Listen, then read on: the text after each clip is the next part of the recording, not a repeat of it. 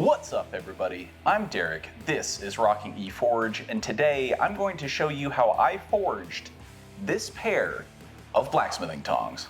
Now I originally forged this pair of tongs because I was inspired by a pair of tongs that I had in the previous shop that I worked in, which you can see here on the screen right now, and I wanted to try my darndest to recreate those to the best of my ability. Now as you can see, they didn't turn out perfect, but this process did teach me a lot about the art of tong making, and I hope you come along for the ride.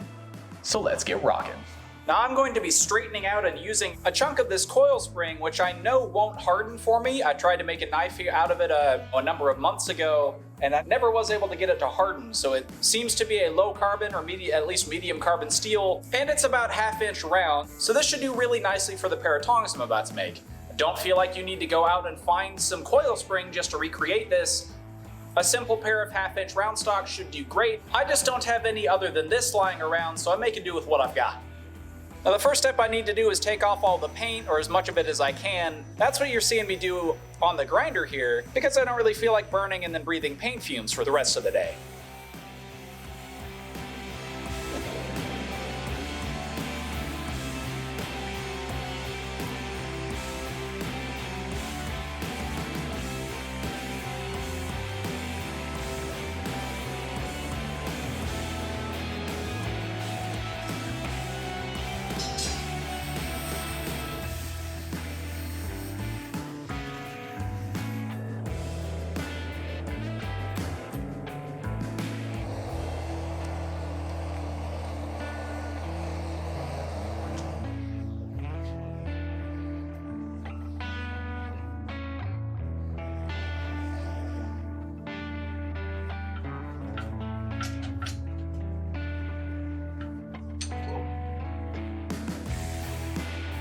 Strong.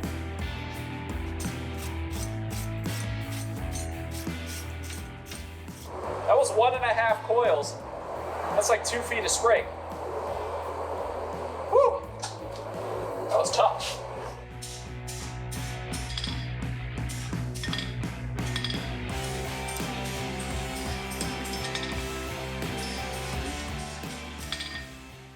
Okay, so that's a foot right to about there, plus about 2 inches. So that's about 14 inches, which checks right about where I was thinking it was going to be. Normally on a pair of tongs, I would come to the near side of the anvil, flatten off the jaw, and then rotate 90 degrees to flatten off the boss. But in this case, I want the jaws to be thick. I'm going to start the transition where that jaw starts, but I'm going to leave the jaws thick.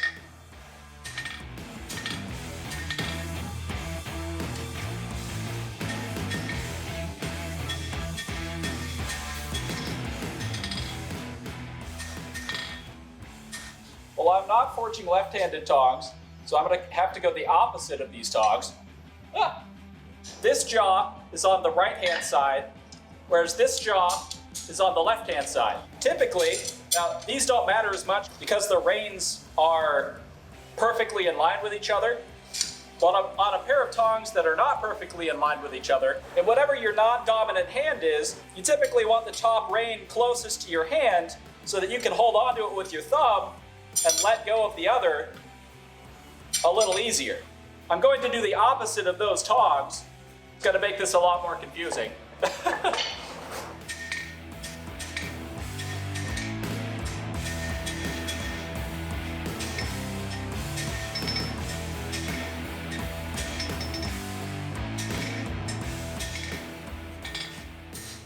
Now, the next step that I am doing here is forging the transition from the jaws to the boss themselves. I'm actually flattening out the boss here in this step. In order to do that, I'm bringing it to the far edge of the anvil and kind of isolating off the material that's going to become the jaws themselves. This is doing a couple of things. It's spreading the steel that is to become the boss, and that nice kind of stepped look of the tong jaws from the boss, which is in line with the reins, and then the kind of stepped over look of the jaws themselves, which makes the jaws actually meet together down the center line of the tongs.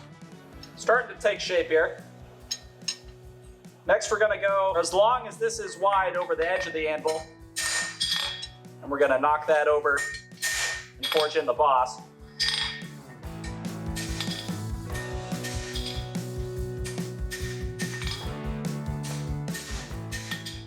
Now this is exactly the same process as forging my jaws, boss, and transition to the reins as in my flat jaw tongs video. So if you haven't seen that, go check that out because I'm not going to go into too much detail here.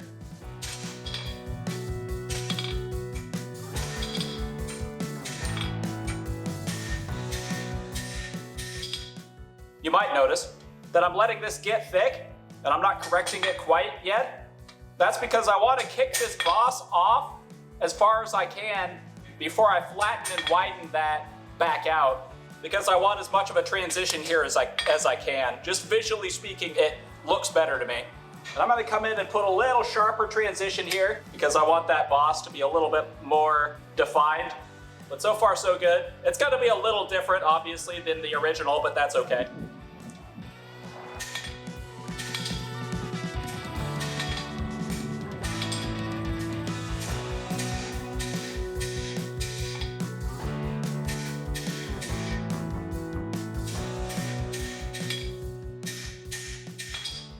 Now these have really interesting reins on them, and not just the little ball down here at the end. So they're flat this direction for about 6 inches of the reins, and then they flip and they're flat-ish this direction. And I'm not gonna lie, I kinda like the feel of them. So I'm gonna try that.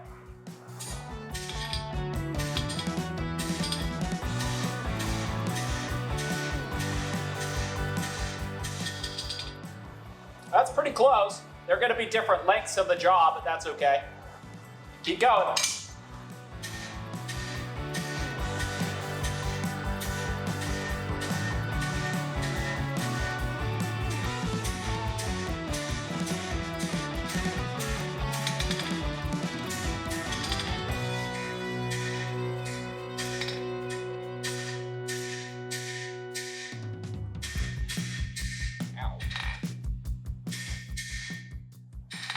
Now the fun part is this is way too wide. Oh my God.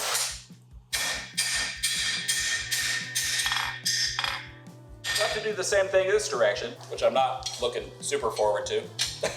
I'm gonna spin this around. I think it'll be easier to work on. I think I'm gonna switch to doing a taper, then I'll flatten it, reverse taper. I'm not gonna worry about the ball on the end. I don't think I need that. I'm really afraid of knocking off too little material here. I need what? Looks like about 8 inches of length beyond the 6.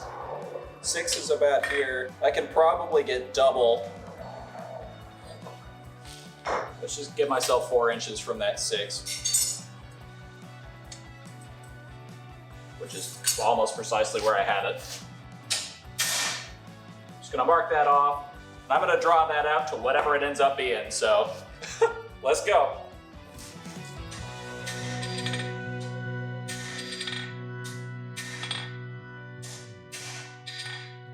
All right, I swapped to my other tongs, maybe this will work better. And we're doing a forward taper, which is easier.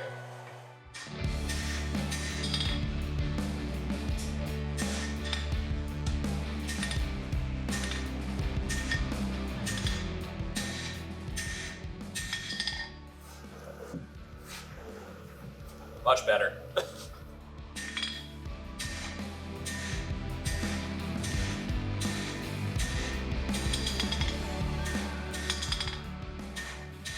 That'll be about 1/4 by 1/4.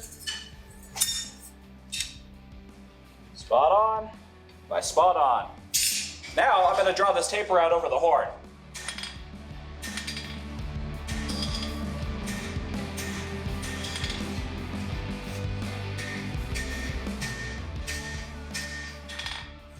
There's just too much material wiggle-waggling back and forth there.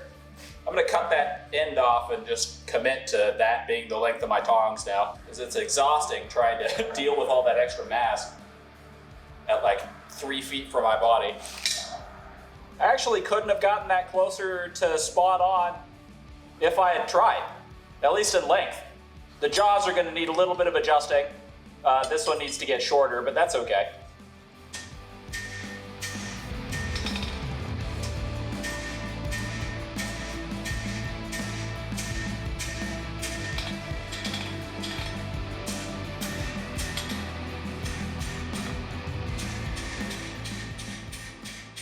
Get rid of all the extra hammer blows, or hammer marks. Drawing out reins is a good reminder of why I don't make tongs very often, because I am gassed. It is tiresome.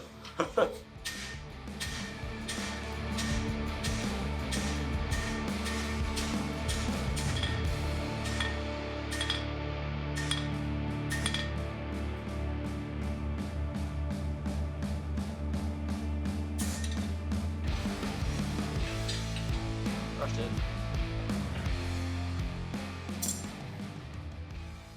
Alright, so now the fun part, figuring out how to get the jaws just right. Now you get to see why I have a split in my apron.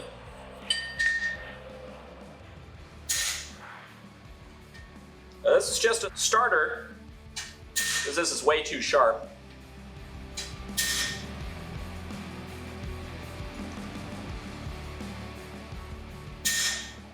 I'm going to adjust the way the boss is. That's going to take a lot of adjustment anyway, but I'm going to make that a little more streamlined, so to speak. We're going to get the jaw, the other side started.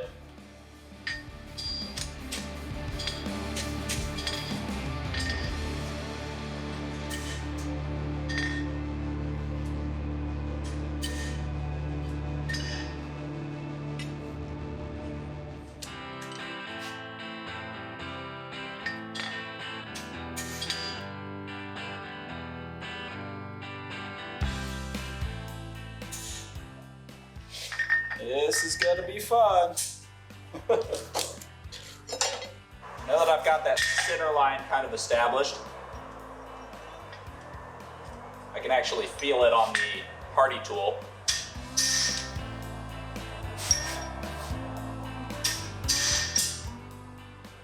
I'm just being real slow because I don't want to ruin this. Now, that ought to get me pretty close. That's got me started in the center. I had a mishit on the hardy tool here, which is why it has that extra line. But that should get me close enough that when I get the jaws to meet up, once everything is riveted together, I can put in a piece of square bar, size precisely to what I want it to, and then just hammer down on the jaws and force them into the same shape.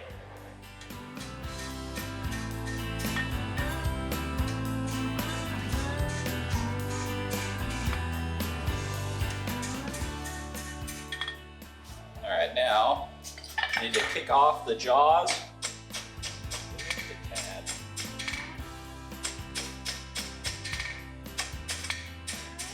Without bending them, that's the hard part, so that I can forge the curve for the jaws.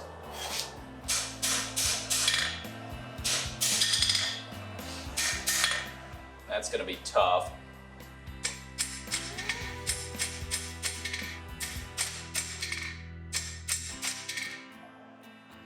So now I've got my cross peen and a swage block.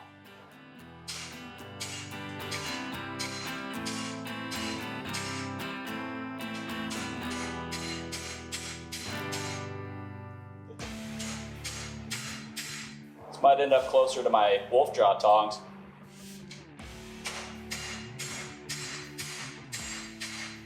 We're getting there. I'm going to switch to this bigger one once I've got both of them kind of worked out. So the fun part is going to be making sure these actually line up together.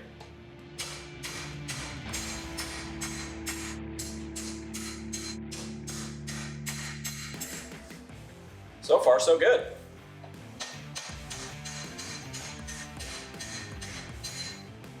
Now I've got a mandrel. This will be fun.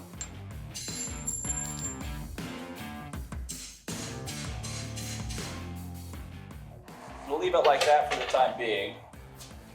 Get the other one while it's still kind of warm. And don't think that mandrel was effective.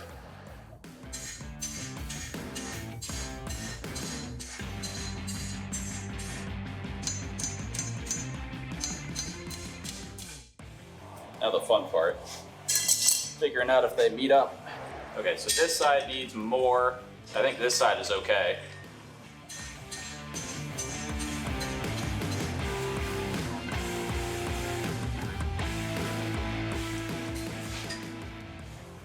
So far it's better. Still gonna take a lot of fiddling here. Gotta play with the reins on this one.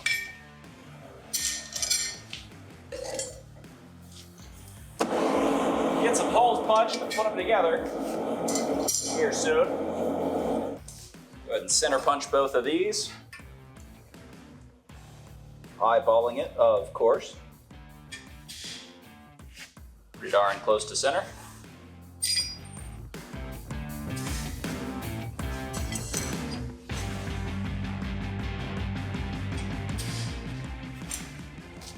Punch the holes and then get them riveted so I can start fiddling around with the jaws.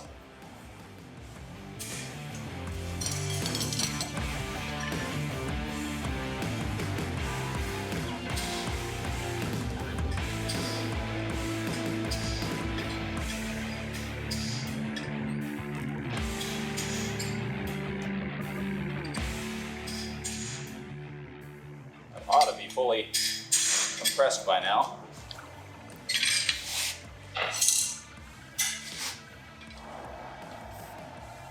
Never had so much trouble back punching a hole.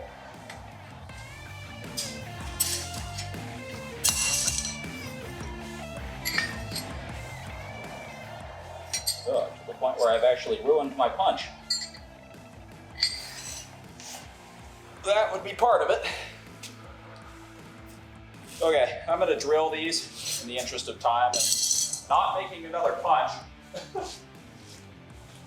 That's disappointing.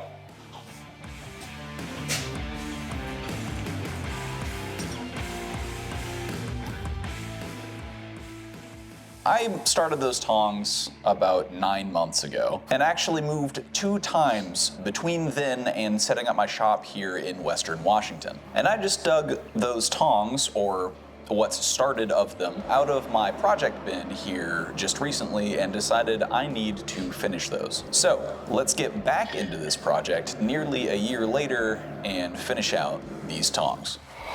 All right, so the first thing I want to do here is just kind of re-baseline myself and straighten everything out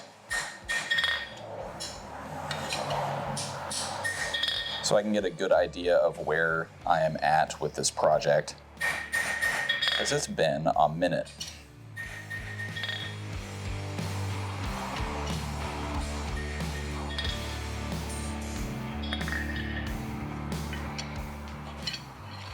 Looking at the 2 sides here, there's obviously one that has a much longer jaw than the other.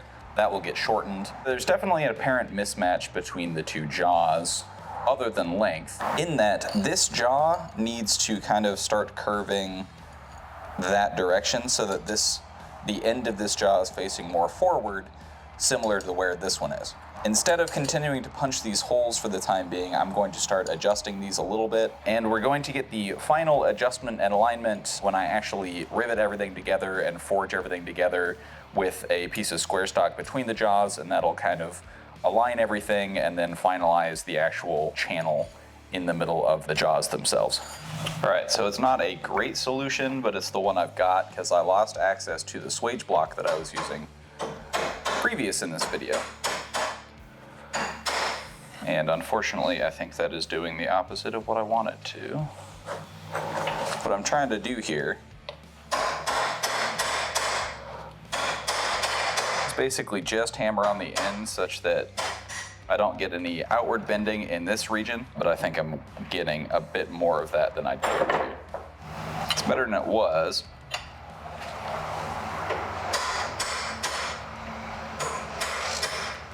Just gotta kind of keep going and then bend it back into place. I'm gonna do another heat doing that, and then we'll try to find it appropriately sized. That might work. appropriately sized round stock to hammer it back around into the more appropriate shape.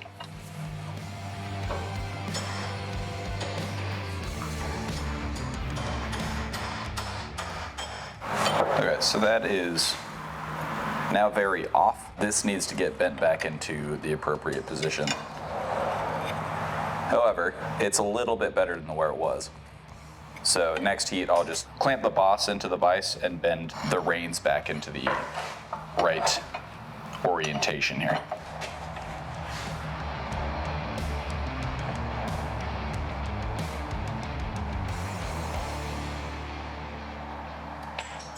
Now, I was less using the jaws of the vise to clamp and more to just kind of be a fulcrum, so to speak, for the bending there, but that looks a lot better. And I just need to do some light hammering to make that straight again. All right, so unfortunately, after much fiddling, I filmed 2 whole clips without any kind of audio because I didn't turn my lavalier mic back on. So striking at this point seems to be the best way to get that kind of reverse curve that I was going for. The curve here coming from the boss into the jaw itself was obtained using the swedge block that I don't have anymore.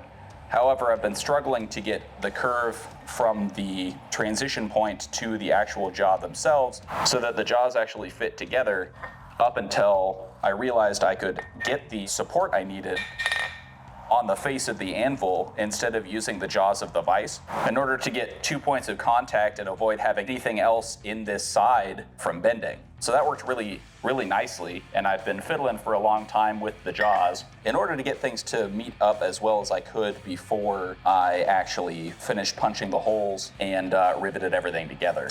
I know that's like contrary to what I said I was going to do earlier, but I realized that the actual adjustments to the jaws and everything together would be easier, at least the coarse adjustments, so to speak, would be easier when the tongs were separated than when they were riveted together. Now, I think I've got everything pretty well aligned to where I want it. I'm sure as I finish punching these holes, everything will get misaligned and messed up anyway, but now I've got it to the point where once I get everything riveted together, I can put a piece of round stock in the middle of the jaws there in that little gap, which should preserve the curve there on both of them while I work on getting the jaws to actually align together.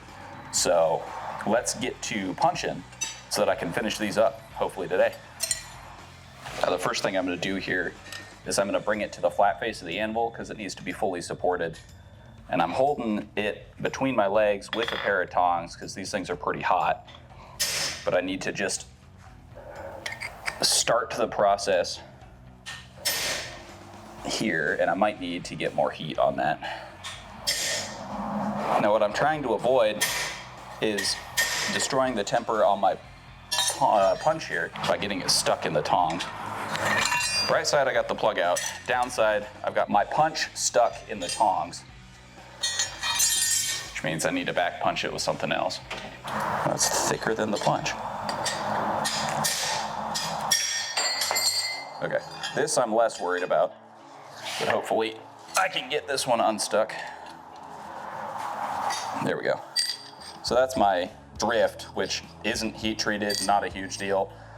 I probably just destroyed the temper on my punch because I got it stuck in there. I think it needs a bit of grinding touch up.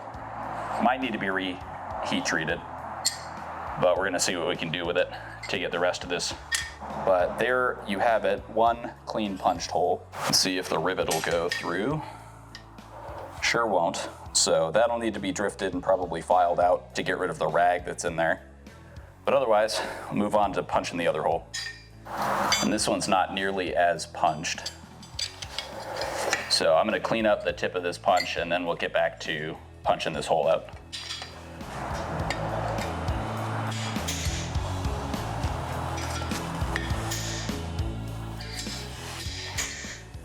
Just a little under halfway. So we're gonna do another round of that before we move on to the back punching.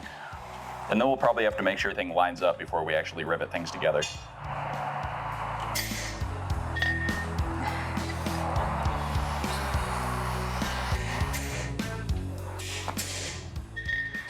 So those are both punched now.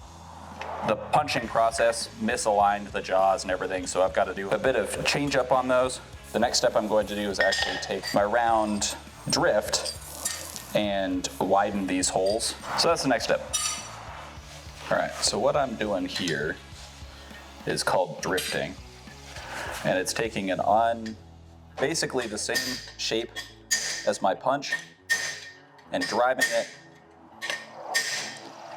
into the hole in order to widen it.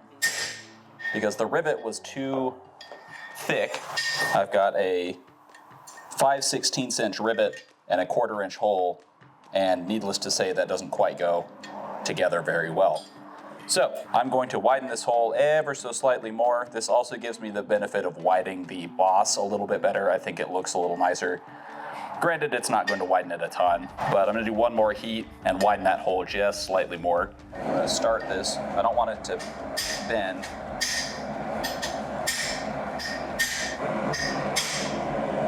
You want to make sure it's over the hole.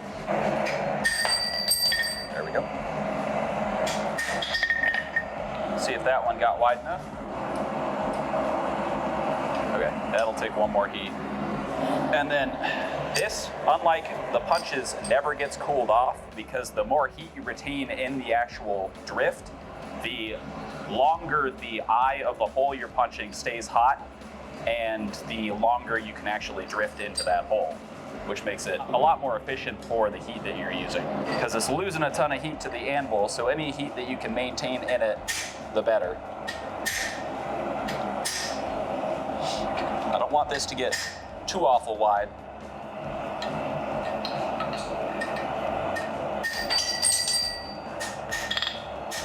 Once I get it pretty close to letting the rivet in, I'll move to the drill press.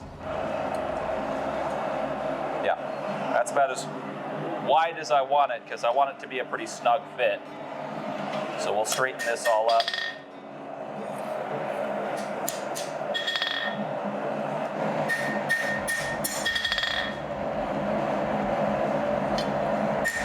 We'll let this cool down, drift the other one, and then move to the drill press to just remount both holes. The downside to never cooling the drift is that you gotta make sure you're using a glove, because these things get crazy hot.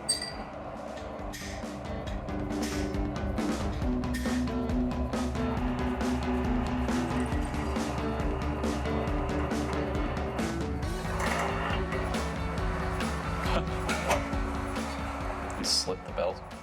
I had to get it up to the right RPM in order to actually chip through the steel instead of getting stuck. Okay. Good. Get the other one, then we'll rivet everything together. I'll have to shorten this rivet because it is unreasonably long. All right, so this is a pretty tight fit, but it fits in smooth. This will fit in right nicely. I'm gonna cut this off about here so I can dome this over and not have so much rivet that it's just unwieldy over on this side. But all we're gonna do is cut that off, throw out the forge, heat this up, and then I'll use the flat side of a hammer to hammer it down a little bit and get everything to line up. And then I'll use a ball peen in order to actually peen this over.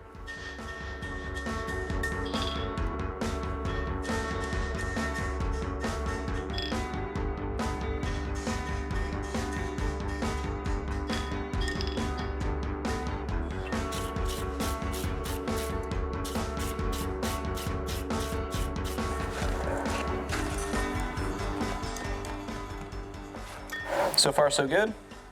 Now I've got to do a lot of adjustment on the jaws here, because as you can tell, they don't quite line up. They line up pretty well top and bottom, but they're at a bit of an angle that direction. So that's got to change. And that'll just be fiddling one heat at a time until I get the jaws just right. So I'm not going to make you watch all of that, because it will be extensive. I got a little bit of misalignment there, so got to heat everything, make sure everything is aligned top and bottom, and then we can start moving forward with adjusting the jaws.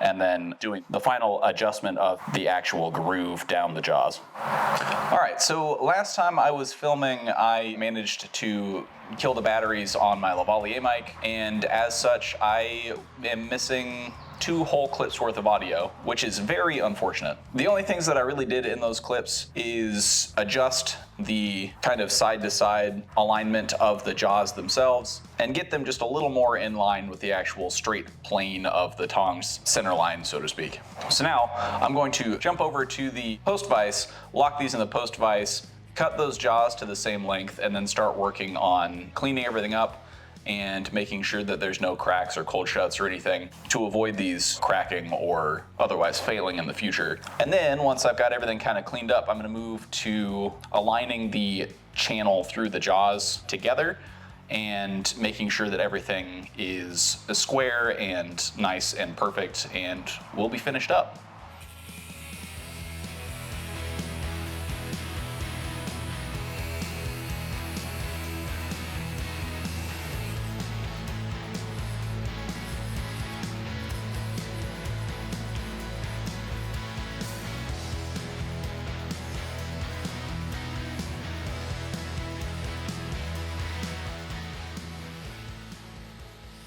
So as you can see, these are looking a lot shinier than they were just a couple of seconds ago. That's because I ground every surface on the reins using my angle grinder, because I wanted these to be a lot cleaner than the normal way that I make tongs, just strictly because they were kind of inspired by a cleaner, more professional pair of tongs to begin with. Now you'll notice that the jaws on the tongs have not been ground on at all, with the exception of a couple spots where I did some touch-ups and tried to grind out some cold shuts that I found. Unfortunately, I didn't find them until after both sides were riveted together, but the reason for that is because I still need to work on these jaws, and I still need to put them in the fire and hammer on them.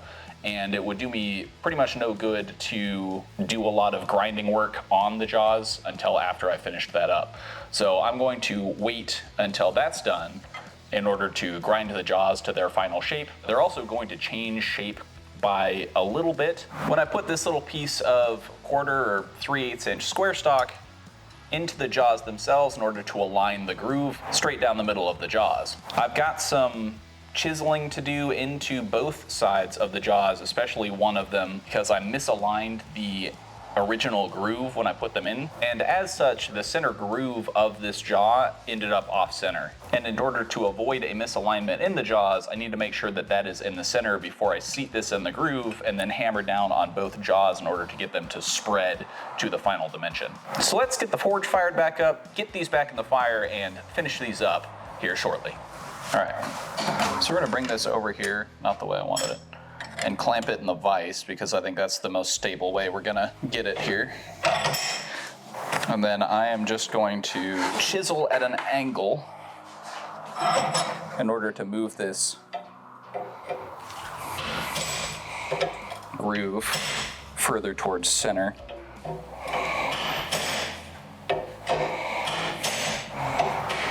And this is probably going to cause misalignment in the jaws that I'll have to fix again. I'm going to do that again because I didn't do that fast enough.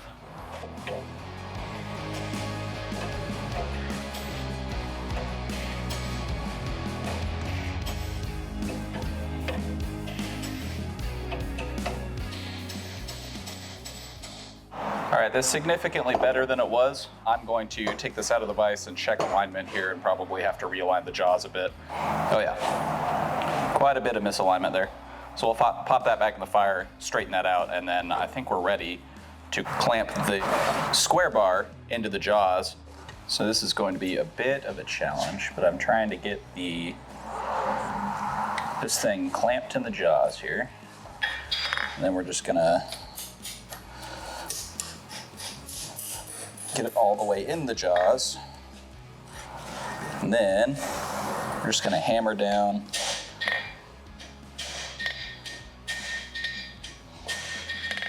I'm gonna flip it over. I think I'd like that to be deeper, but that is so far pretty successful. So I'm going to do that again. It looks like I've got a little bit of misalignment on this jaw, but now that this is aligned to the groove, I'll just grind the rest of the jaws to final dimension so that they match a little better. But I'd like to get this groove deeper and get a little more spreading on the jaws themselves. That way I've got a little more material width-wise to work with in order to make that alignment better. So back in the fire.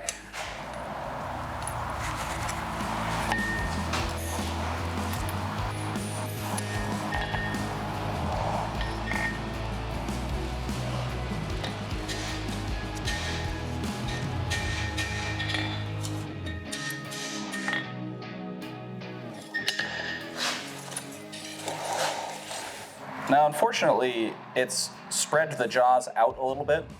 That's fine to an extent. I think what I'm going to do, actually, if I can find some round stock to put in the jaws, I'm going to stick some round stock into the center here and then hammer those jaws down a little bit so that they'll meet. Because I got about just under a 1/4 inch of separation, so I need to get those jaws back closer together and hammered down. So we'll be back in just a second. The big thing is not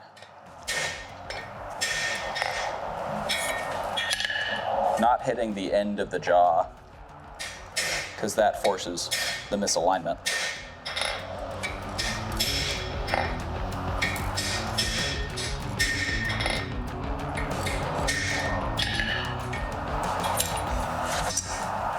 Okay, that's working not too bad. The thing is, the jaws are now misaligned. So when they are out, it's in line, but when they're closed, it looks goofy, unfortunately. And I think I've forced a bit of a misalignment that direction, and that should be correctable by just widening out the jaws and bringing them back together, so to speak.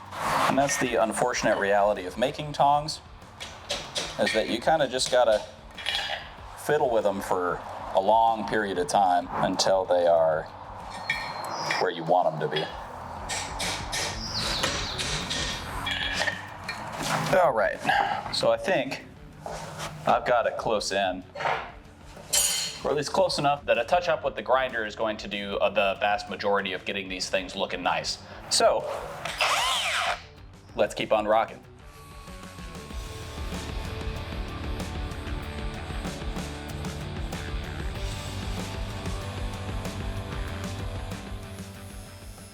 All right, so after a lot of grinding, I've gotten this down to the final shape of the jaws and overall finish that I want to go to today.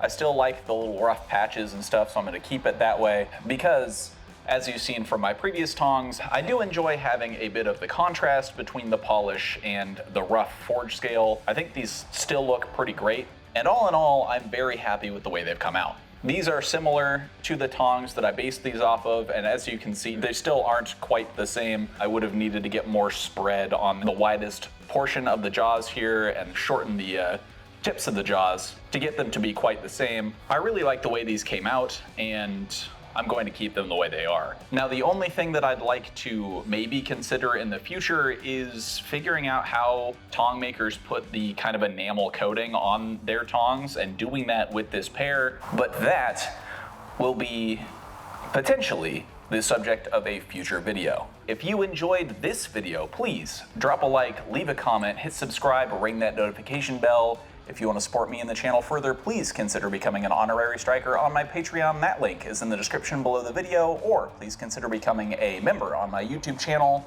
And as always, keep on rocking.